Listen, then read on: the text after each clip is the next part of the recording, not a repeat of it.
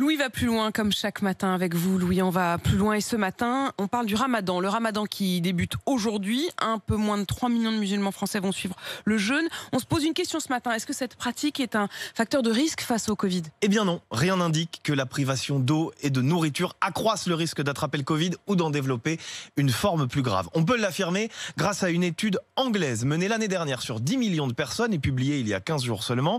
Les chercheurs ont analysé les données du pays pendant 20 semaines, dont les 4 du Ramadan, en plein cœur de la première vague et du premier confinement. Conclusion, aucun impact du jeûne sur la mortalité. Les villes où la proportion de musulmans dépasse les 20% ont suivi la même trajectoire que les autres. Les nombres de cas et de décès y ont autant baissé qu'ailleurs. Reste alors une question, si on est déjà infecté par le coronavirus, est-ce que ne pas manger freine la guérison?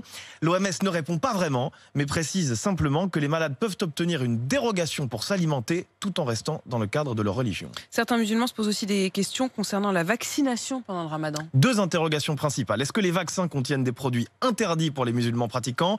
Et est-ce que l'injection intramusculaire équivaut à une rupture du jeûne? Les laboratoires Pfizer, Moderna et AstraZeneca ont répondu à la première question. Pas de gélatine de porc dans leur vaccin, donc aucun problème de conformité religieuse. Quant à la deuxième, ce sont les autorités cultuelles elles-mêmes qui ont pris la peine d'y répondre. Le Conseil français du culte musulman et la Grande Mosquée de Paris expliquent que la vaccination n'invalide pas le jeûne, ce sont leurs mots. Le président du CFCM, Mohamed Moussaoui, affirme, je cite, que le médicament n'est pas un produit de consommation comme la viande ou la boisson.